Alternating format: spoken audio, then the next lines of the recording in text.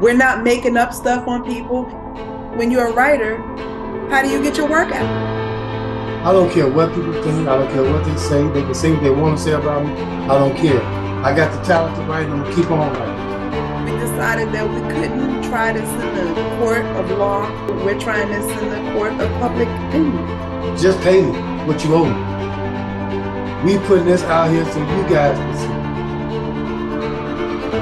This has given us closure. I'm gonna put it to bed after this.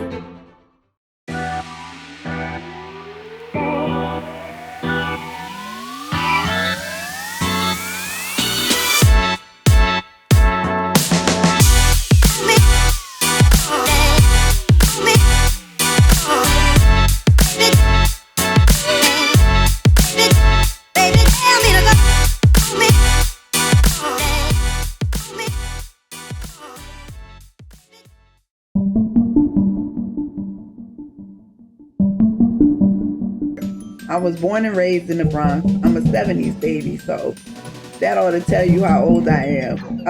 The Bronx was going through hard times back in the 70s and 80s. There was a lot of abandoned buildings.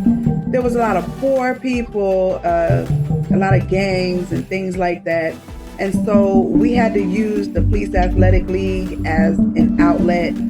And I went there and learned how to play dancing, learned some of my favorite hobbies, karate, and of course, writing and music. My name is William James. I'm from the best city in the world, Chicago, Illinois. I was born on the west side, raised on the south side. I wouldn't tell y'all my age, but right. We'll let y'all guess that. But anyway, I was raised in Parkway Gardens on Southside Chicago, which now they call the O-Block. I went online and I found out that you, Donna West, and all these other people were saying that they were writers that were wrong. Right, because I know I did the same thing. You was trying to find people? I was trying to find people who been suing Tyler Perry and Oprah Winfrey. I was like, wow, I discovered Tyler Perry was in so many lawsuits. You're counterfeiting. In opposition, Synopsis relies on cases that have rejected the Stewart Court's reliance on legislative history, showing a particular concern over piracy and counterfeiting enterprises, and instead applied the plain language of RICO and requires only any act, any act of criminal copyright infringement, no matter its size or impact. And it says in Iconics versus Macero, right? Permitting allegations of copyright infringement stemming from a business dispute between two companies to be a predicate act under RICO. I will say he's deep. He like to steal. Right, unfair. Like right, he's unfair.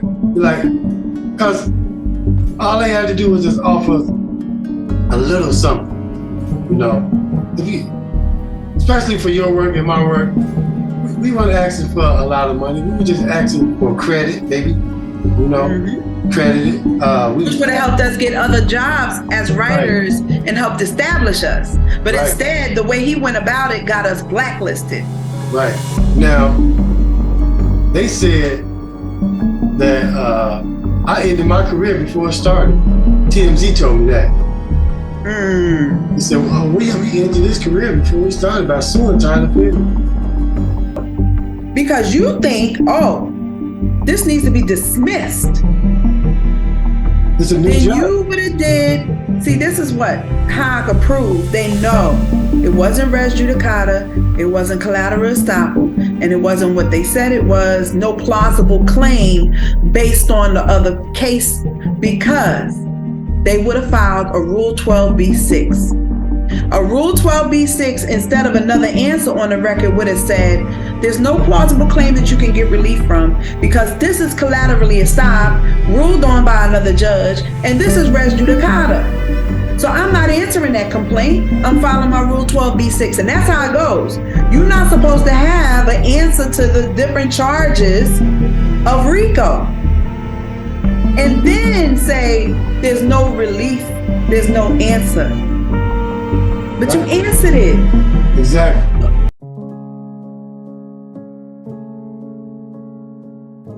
William James and Terry Tucker back with fighting Oprah Winfrey and Tyler Perry in a court of law. William James, I would like you to tell us a little bit about your childhood, your upbringing, the good stuff you did, the sports you played, the things that you did in your career, the businesses that you own. And this is all during, prior, or after you started writing Lovers Kill. So basically, we want people to know that we're not up here just trying to collect money from Tyler Perry and Oprah Winfrey and Lionsgate because we on some mad dash scheme to try to make us rich.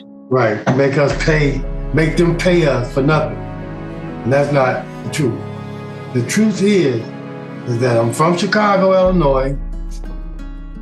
When I was young, I played basketball, baseball, and football. I played football for high school, I played basketball for high school, and I played baseball for high school. I did it all. I was a triple threat coming up.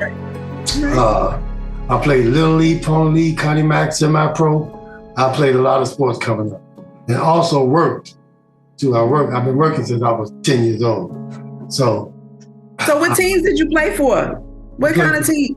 I played for the Cubs, the Dodgers, and then when I went to semi-pro, I played for the Astros. What? Yeah. So you play baseball? Yes, I do. I play baseball. I play basketball too. I played basketball downstate. I played high school basketball. I played in tournaments. I played everywhere.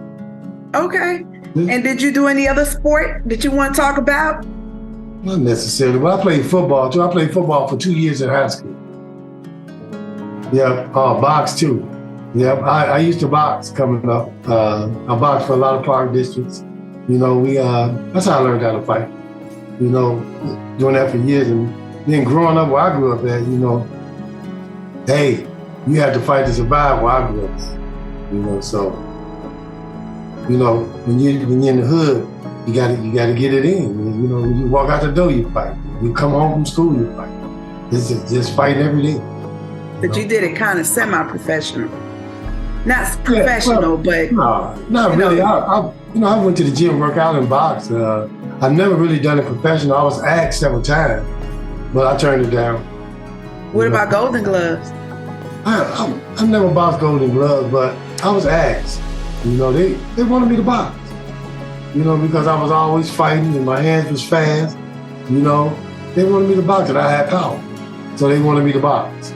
And I just never, since I fought so much in the streets, I never wanted to get in the ring and fight. I thought fighting was, I just got out of that. I really didn't want to fight anymore, So that's what made me not box professional. But I should have. But maybe if I would have, then I probably would have been like Ali or somebody, Can't talk and, you got to think about all that when you fight. Fighting is not just a sport.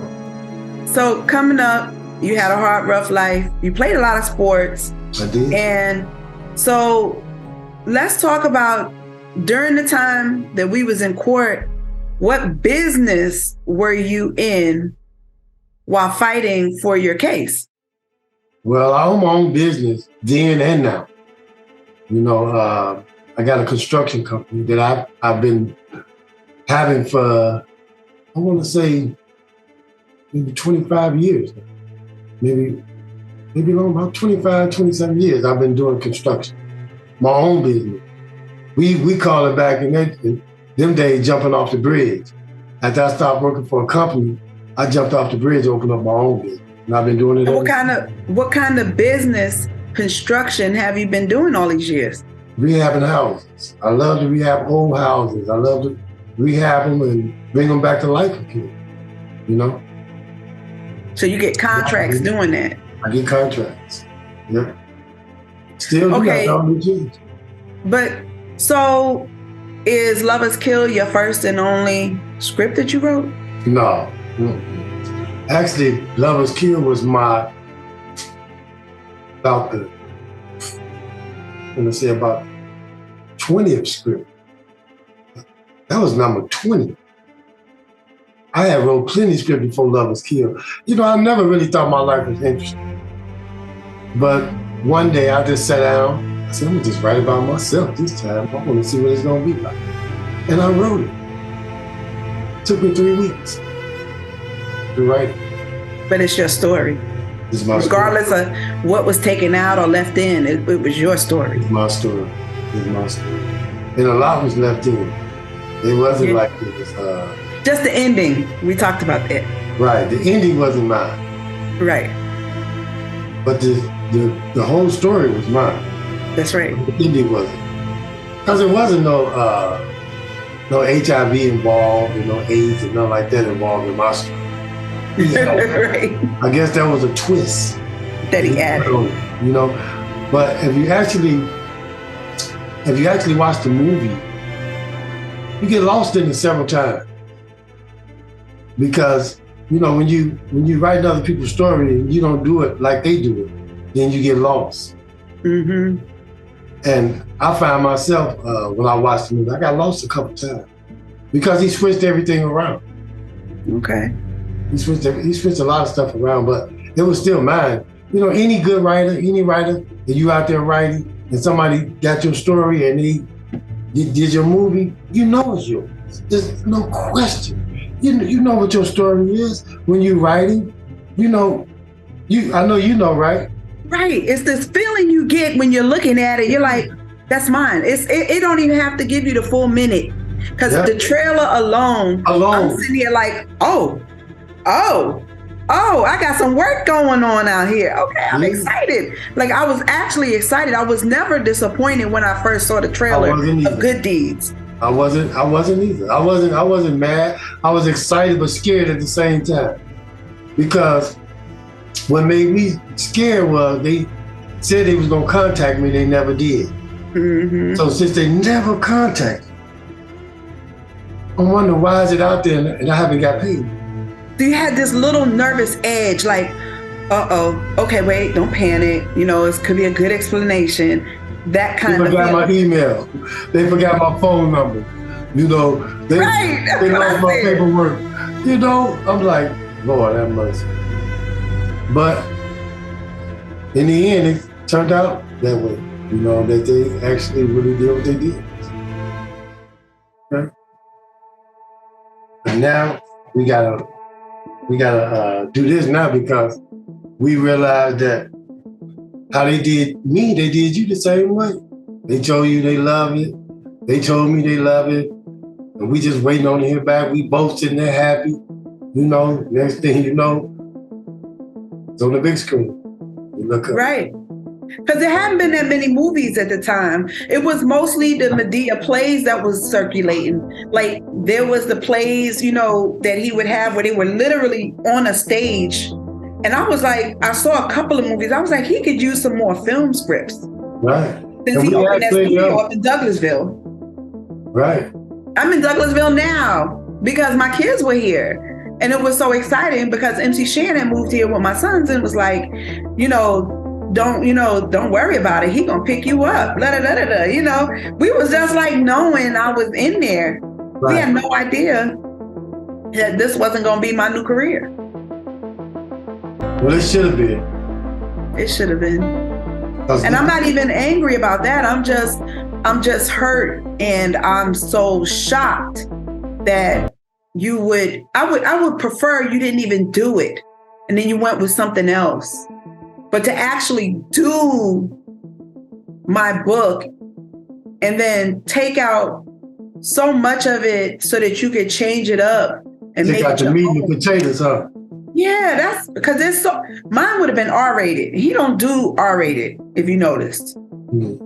He do those PG movies. And so mine had R-rated, so he had to get rid of the R-rated stuff. Because that's about my life as well. But some of it is real, some of it is not. I used a story that I dreamed up to create this backline of the story to put my life into. Right. Because I had some interesting storylines that really made it pop. You know, first of all, I couldn't understand how these attorneys go from, they say this thing that really bothers me. And I noticed that when we were reading yesterday, your lawyer said it and my lawyer said it. My lawyer's in Pennsylvania. Your lawyer's in Indiana, Chicago, right? Right. They both said to different courts. I believe the one that was fighting for trying to keep his license, he was telling them how he told you didn't have a strong case. Right. Now we know individually between us, the only way they took those cases was because they felt we had a strong case. Right. We didn't bend their arm and twist their arm and beg them to take the case. Matter of fact, I wasn't really comfortable 100% because it seemed like he was like a little confused in some parts, and he was confused about how to go about it. And I was like, okay, well, we'll talk about it. And I never reached back out to him, and next thing I know, he filed. Right. See, he wasn't trying to, I think he had already contacted them, and I believe he had already spoken with them, and I believe that maybe he was scared. You know, I think so too. And I'm pretty sure they may have offered him some in the process. You know? I'm sure of it too. I felt it in my gut. Yeah. So we can't say that they did, but allegedly, based on their actions and the way they talk to us, right, and based on their inability to do certain things that they should have done as an attorney, and right, based on how they didn't fight for us, right, that made us believe. Right, what's in it for you by not fighting for us? Right. Well, the whole thing is of being an attorney is to have a client that you can possibly win a suit and make money for yourself. Right. Now, if you got this in your mind to win this case, and all of a sudden you say, well, I don't think you got a case after you've spoken with them. What do I supposed to believe? Now, you done spoke with them on my behalf. Now, all of a sudden you have a change of heart and a change of mind? There's something funny about that. But before you spoke with these people, you was gung-ho. You was, let's go, let's get this. We talk to them, oh no, we can't do this. Because they look at it like this, I'd rather have money now, and I'm not sure if I'm gonna win or not. Allegedly. Then to do this case and it gets nothing. Then the first thing my attorney said, man, I might have to pay this. I might have to pay this out of my own pocket. My lawyer said the same thing. I have never heard of a lawyer having to pay for a case out of pocket. Yeah. That's like saying, say a major corporation gets a lawsuit, right? Say somebody wins $5 million. Have you ever heard of the law firm having to kick in any of the money to pay for the $5 million for the corporation? No. I've never heard. I mean, if you search the news, attorneys have to split the bill with their clients that lose. Right. This is a running conversation and a running lie when they cop out for reasons other than properly defending us. Right. And the reason why I'm going to say that is when you look at what my attorney said in that email and what your attorney said on that case, when he was arguing in front of that court, they both said, I told you you didn't have a strong case. I never heard those words ever. You never said that. Never. You never heard it either? But when they say that, now you know that there's some type of lingo, some type of underlying conversation that all lawyers use to say to the court, look, it's out of my hands. But guess what, Tim? Guess what? You know it's some garbage and some BS. You know why? Why? Because they would have never filed it. They felt like that in the beginning. But that's their out.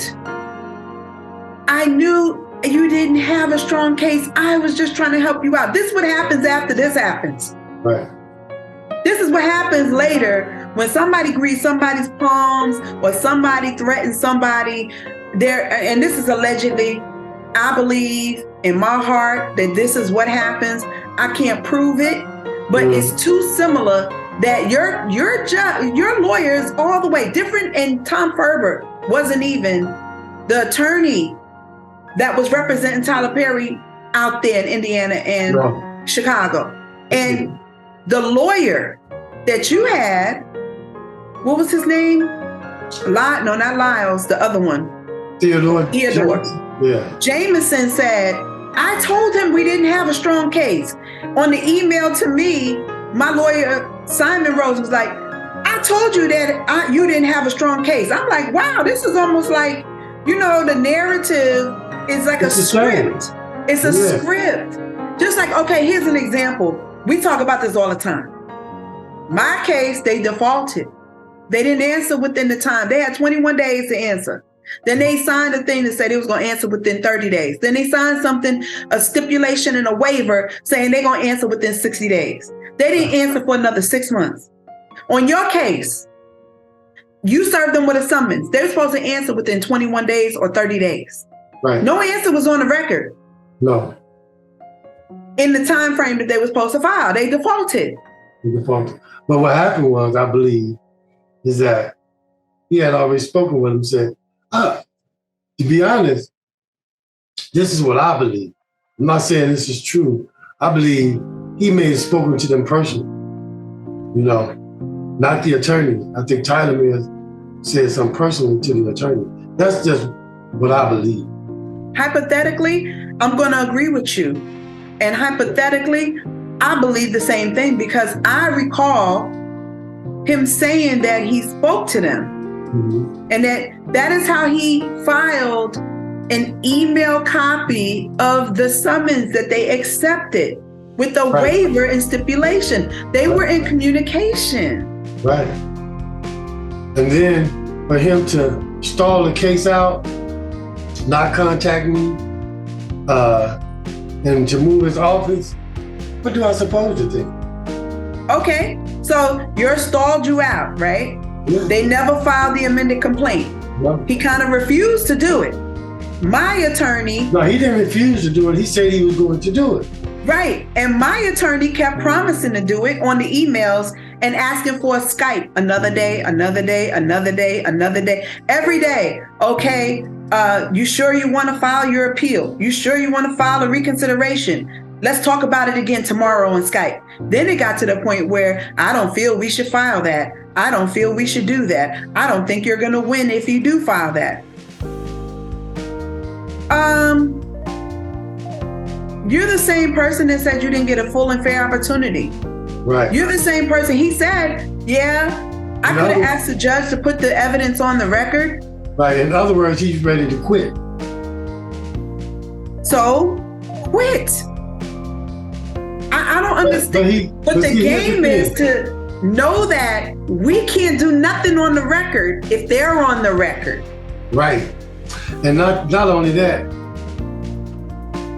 when they get to that level, they have to make sure nobody else can get to that level. You understand what I'm saying? Okay, explain that better. Okay, when they get to that point of the case with your attorney and you, they can't allow no other attorney to get in there and try to fight the case.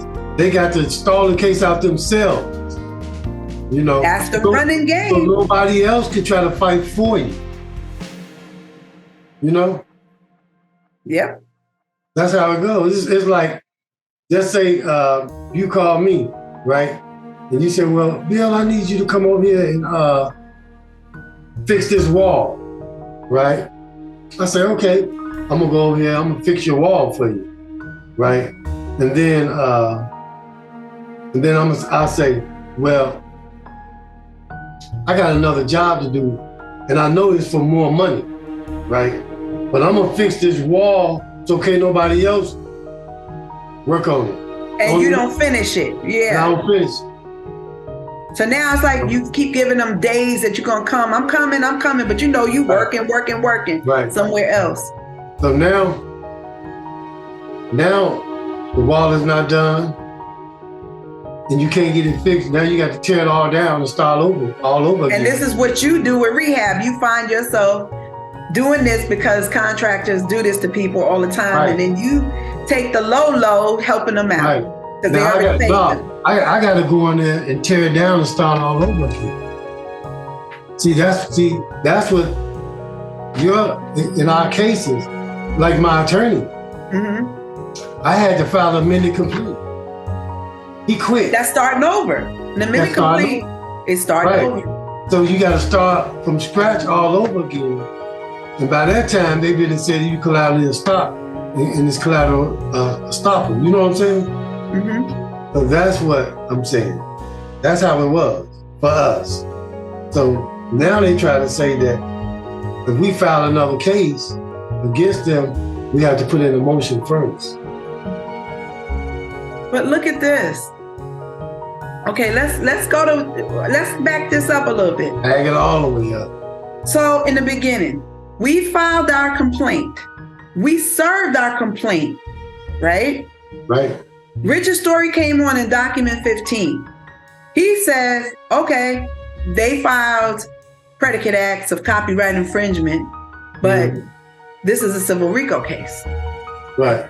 We found laws that said in civil RICO, there is no conviction necessary or no guilty plea or no crime found. And there's also, they did not have to win the case. Right. In order to be convicted and tried and held accountable for a predicate act of something that was in a prior case. There just had to be prior cases, more than 1, 2 or more in 10-year period. So that's like this. And we're going to start all the way at square one. Here's the question. If a person goes in a store and they steal a piece of candy, right? Well, they're assumed to have stolen a piece of candy. And when they find out they couldn't prove it, there's no cameras, nobody could prove it, but the candy is missing and they was the last person standing there. And a person goes into another store and somebody calls the police on them and says they believe they stole a piece of candy. They can't find the candy is missing, but they were there and they weren't convicted of it. They gotta let it go. So now here's a third case. They stole another piece of candy. But this time, there's some elements. There's a wrapper in your pocket, but there's not the full thing. You know, it's elements to the film. It's elements. Well, we don't want to sue him or her for the piece of candy that we couldn't find that was missing. We want to sue him because he has 2 other cases where they made a report that he was stealing candy or she was stealing candy. There was no evidence and they were let go, but it just seems like wherever this person goes, they're racking up all of these candy theft charges that get dropped. Right. So civil RICO predicate acts are designed to say, okay, let's bring this under the fold. What are the things here that create a element for a predicate act?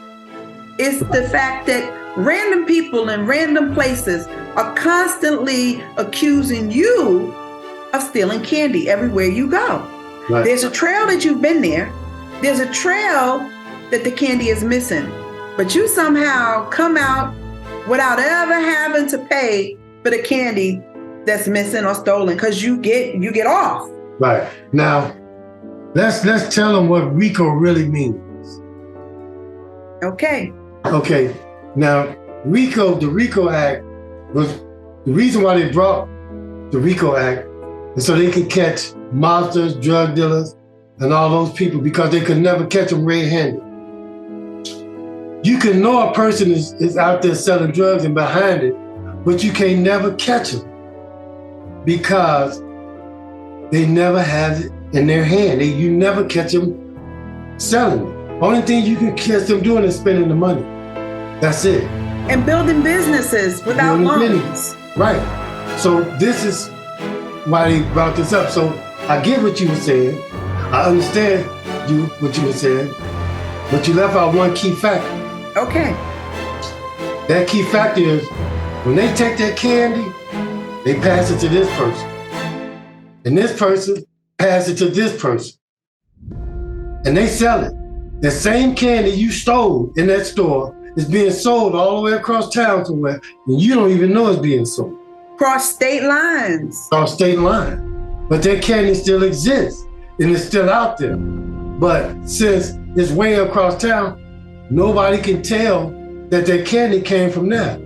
But the owners that created the candy can identify the markings that is their candy product. Right, but they can also say, well, we never sold it to them. You know? Right. So, but there's nothing that they could do about it because they have no warrant to even say that the candy came from there. They could have bought it from anybody on the street anyway.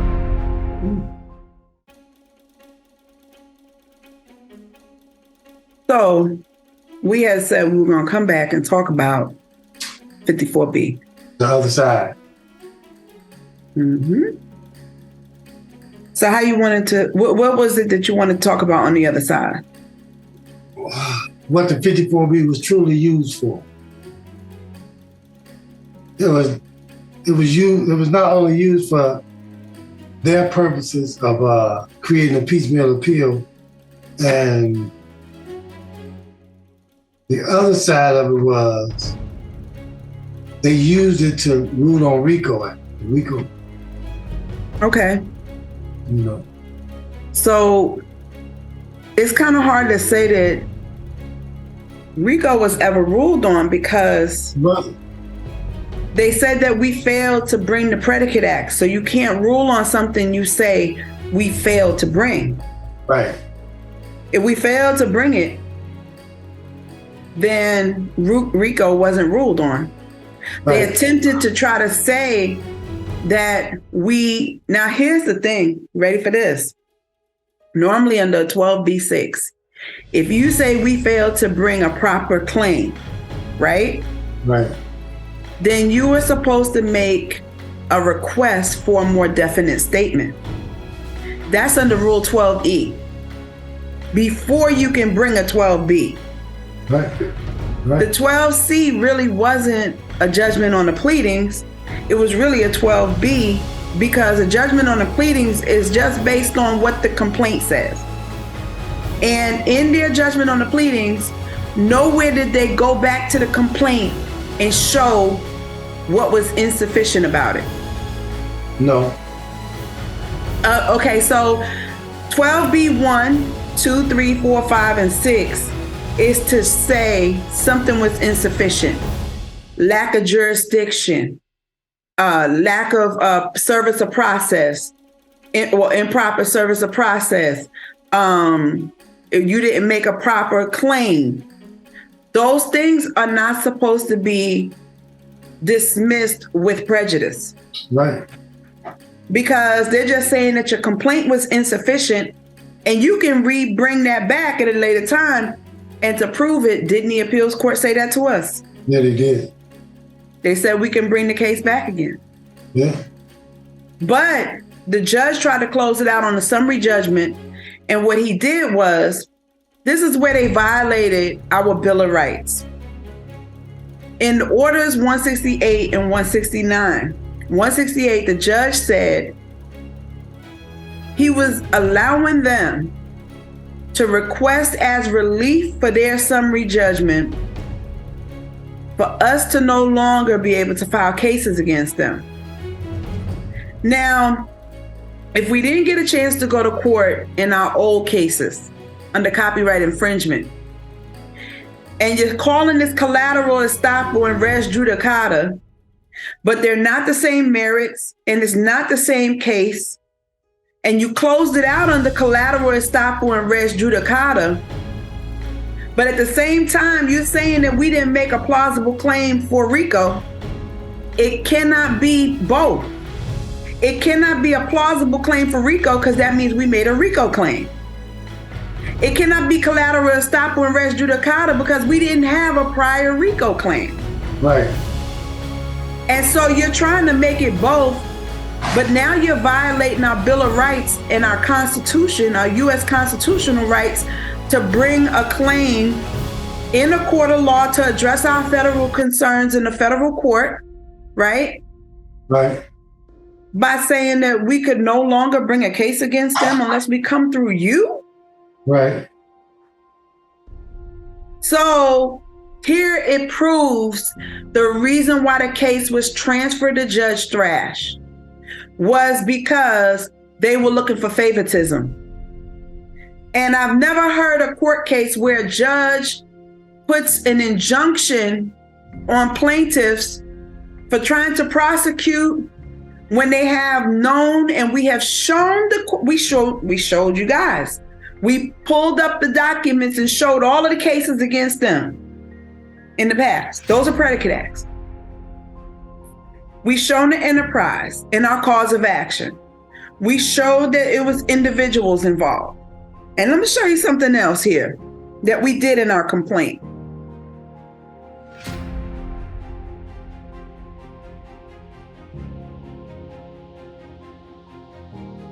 In our complaint,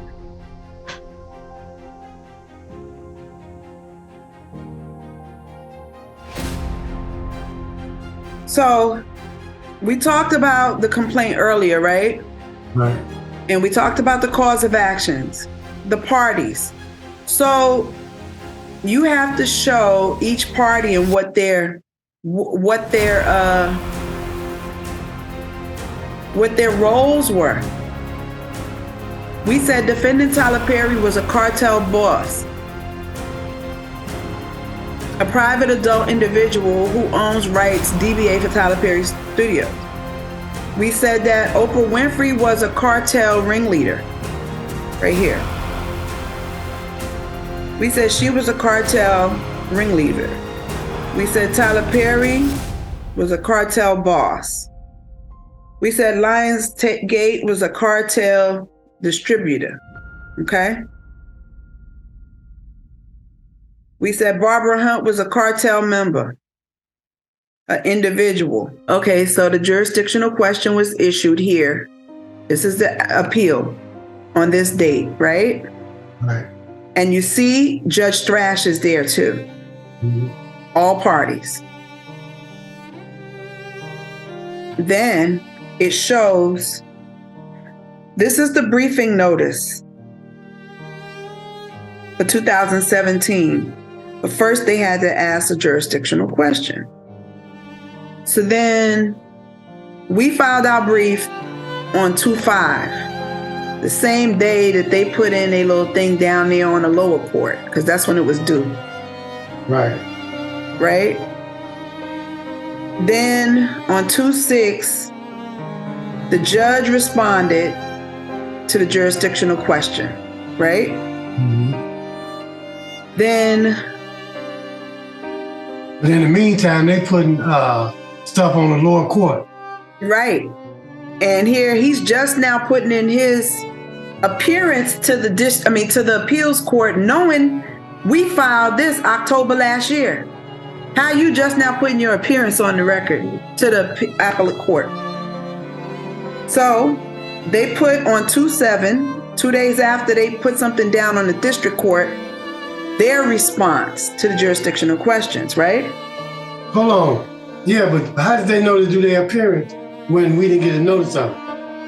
Well, because they had a notice to do the jurisdiction, because on January 24th, they asked all of us this question. And they knew that we filed an appeal because it was logged since this is the date of our appeal. Our appeal been up here since 10/31. Yeah, I know, but how did they know? They had notice. See, it says they had notice. See, here's certificate of service to them. They knew this since November 8th. They were served. So November 8th, they should have done an appearance or right afterwards. And they even gave us our briefing notice, but then the jurisdictional question, because they looked down in the record, they was like, wait a minute. We got an over the phone extension granted, right? And our brief was due on the 5th, but then a jurisdictional question was answered and we were still required to file our briefing. Because see, here's the proof that the jurisdictional question did not change the fact that the appeal was moving forward. Right. Because they issued on December 12th a brief notice when our briefing was due. And we got an extension to February. Well, it was due for them, but then we got an extension on January 9th. Mm-hmm. Right? Right. Because we were still writing it and we needed an extension because it was hard for us to understand, how to do, we never did this really. I mean, we did it, but we wanted to do it according to RICO and right. Understanding what he did with this 54B. Because we started reading up and learning some issues, and then they had issues with it as well, because when they looked at the 54B, they didn't think it was right. So on January 24th, they put in their jurisdictional question. Then it says on the 5th, there was a public communication. The appellants have submitted a response to the court's jurisdictional question. It has not been filed because it exceeds the words. So they had to redo it. We had to redo it. We answered the jurisdictional question by February 5th because we was also required on February 5th, right underneath it, right here, to do our briefing for the appeal. So there's no way we could have responded to the defendants putting another document on the record on February 5th. Because when you go back to this here, I'm looking for it. It's here. I know I had it open.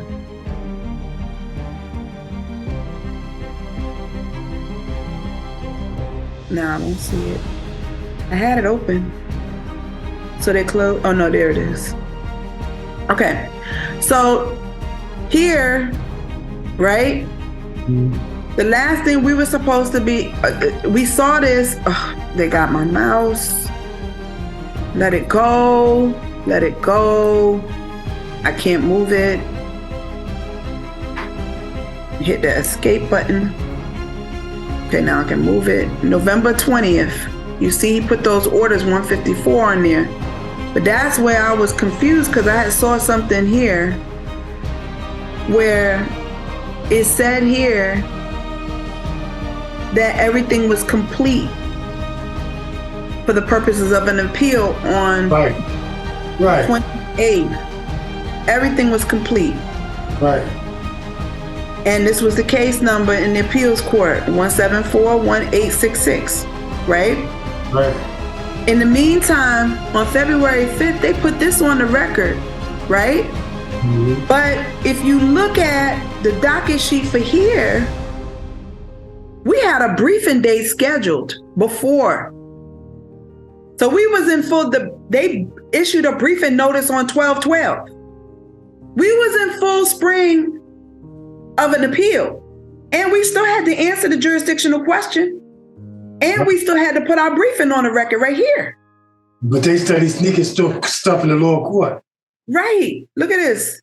That was illegal. Remember, Jerry, that's mm-hmm. That's right about the time when they told they was talking to the defendants. Remember? Right. When the appeals court was talking to the defendants. The clerk was in the appeals court telling them what they had to do. But you know what? We called up the appeals court, just like what you're talking about. Mm-hmm. We called up the appeals court and we was like, how is it that they put something on the record on 2/5? How did they do that? That was on 2/5, right? Right. And then when they put their stuff on the record, do you notice what they did on 2/5? They edited it here. Look at this. This was edited on 2/15 and 2/12 because you know what we said? We said that they were cheating. They were cheating and that they violated, and they're arguing in their brief. We said here They argued something that didn't exist in the record. Right. So they edited on 212 and they edited on 215. How? How can you? It was put on the record on 25.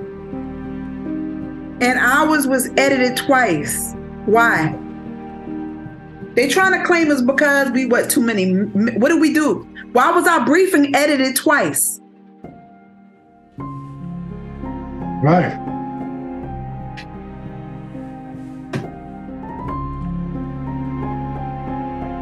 They said they returned unfiled because our motion for the response to the jurisdiction, they said, was no longer exceeding the word count.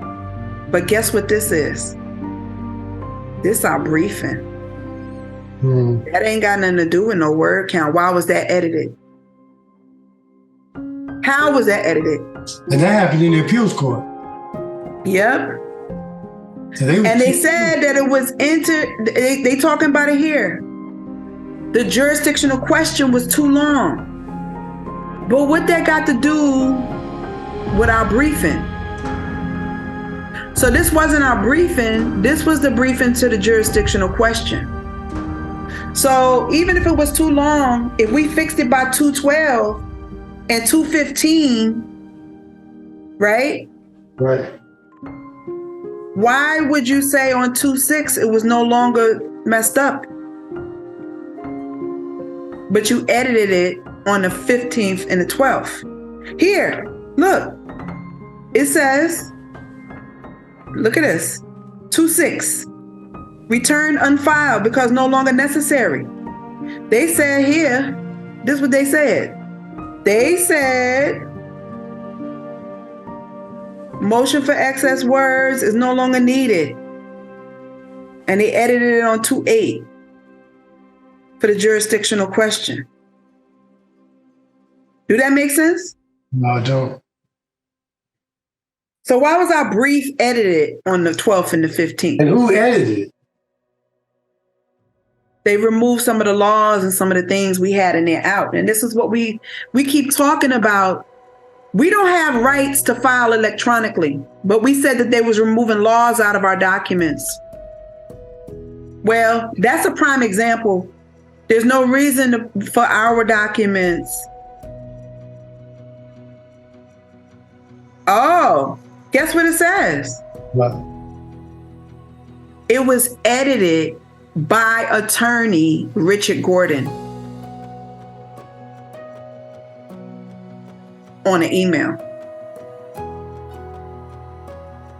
And attorney Baranek by email. Our document. It says appellant's brief filed by William James and Terry V. Tucker, service date 2/5/2018. Attorney for appellee Baranek, email. Attorney for appellee Ferber, email. Attorney for appellee Gordon, email. Edited on 2/15, entered on 2/12 at 12:42.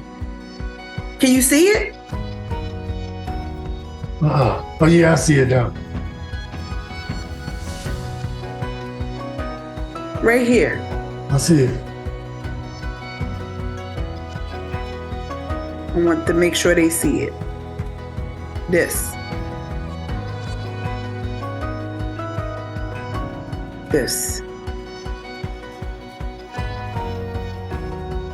That's our document. What they got to do with editing our document?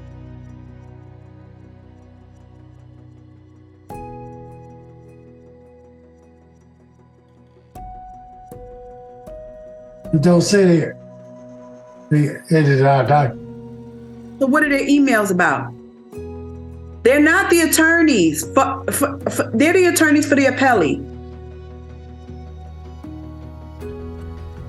Right. It says email. That means they sent the email to the judge. We didn't get no email.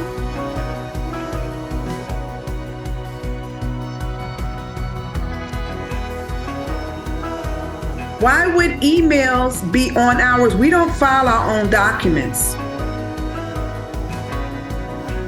That means they submitted a document by email to edit our document.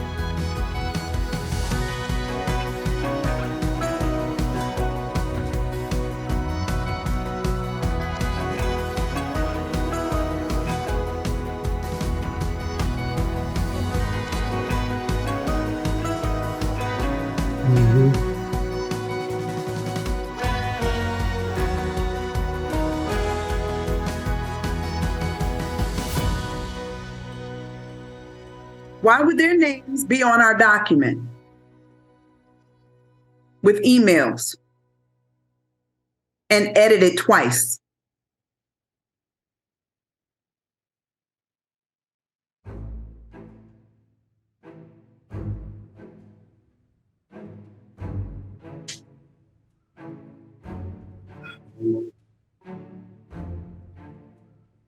You know what that was? That was our briefing for the jurisdictional question. Right. Because we responded to them on February 8th. We gave a response to them on February 8th, right here. They returned it unfiled again. They was trying to get us to get stuff out of it because they keep talking about word counts. Then we filed our appendix on the 12th. Mm-hmm. Same day that they edited our briefing. But they say it was entered on 2/8. But they got our appendix here. Now, look at this. Again. Look. Do you see that? Yeah, edit it again. Edit it again. By email.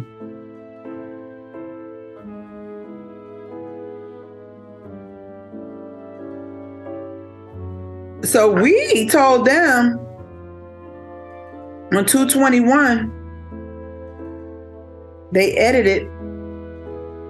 They said we said it was an error on the docket. On 2/14, we told them.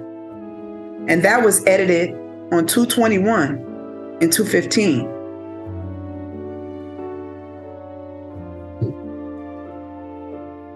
This is a mess.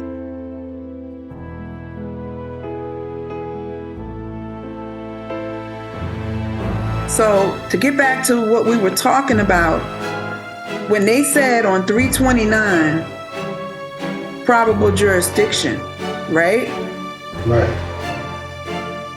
And we did our reply to Chief Judge for sanctions because they tried to get us sanctioned. And then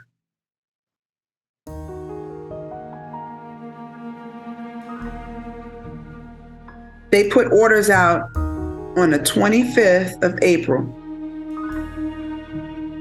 because they sought to put a supplemental appendix in, right? Mm-hmm. They received paper copies from Judge Thrash.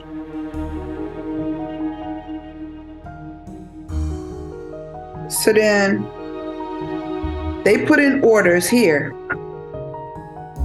on 5/3/2018. This is what they wrote. Appellant's request for full disclosure is denied. We asked for full disclosure. Why? Do you remember why we asked for full disclosure? Yeah, because they wanted to put in a separate appendix.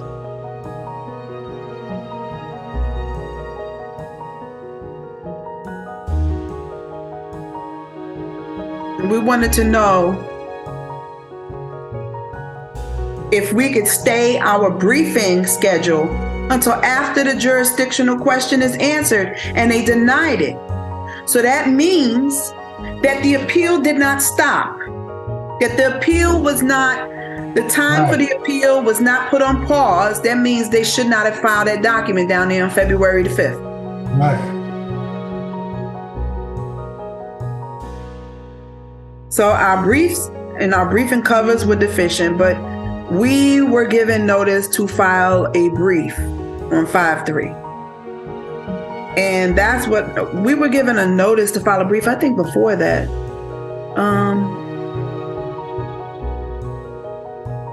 it gave briefing dates, and I had those documents. But as you can see, they wanted us to continue, and we asked for extensions to file our briefings. Now, we were still filing briefings when the judge ruled on 169. See, we didn't even have our briefings in yet. Let's see, reply brief as to appellant. Let's see, motion to withdraw. No, it's a deficient. Hold on.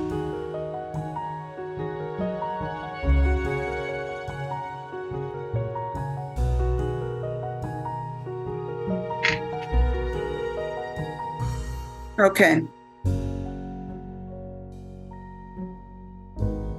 This is where they denied us the right on 9/21 to file a supplemental brief. I mean, amended briefing.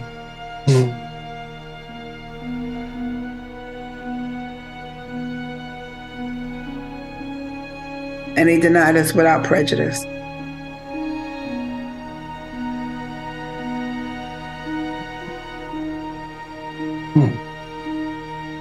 But we didn't file that brief until December 20th.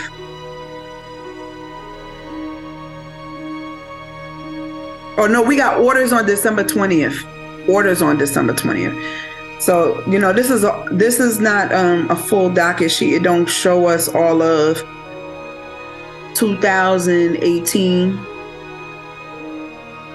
Docket sheet is not complete here. That only goes up to 9/9. So these docket sheets aren't complete. You know what I mean? Right. I think this one is. Okay. So when we look at this one, this one they denied us. They gave us an over the phone extension.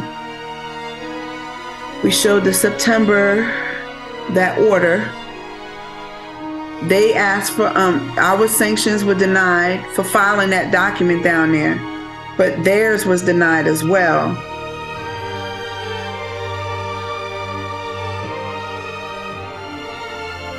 And the dual representation, we was denied that. And they gave an opinion on December the 20th of 2018. What they meant by when they say it was granted in part and denied in part. Which part here? It says What date? Tyler Perry, Oprah Winfrey. Tyler Perry Company and Tyler Perry What Studio. date are you on? 12/20. Okay. This one? The sanctions? Yeah. The motion for sanctions filed by appellants William James and Terry Tucker is denied. Motion for sanctions filed by appellees Tyler Perry and Lionsgate Entertainment is granted in part and denied in part. What would they get? How was it granted in part?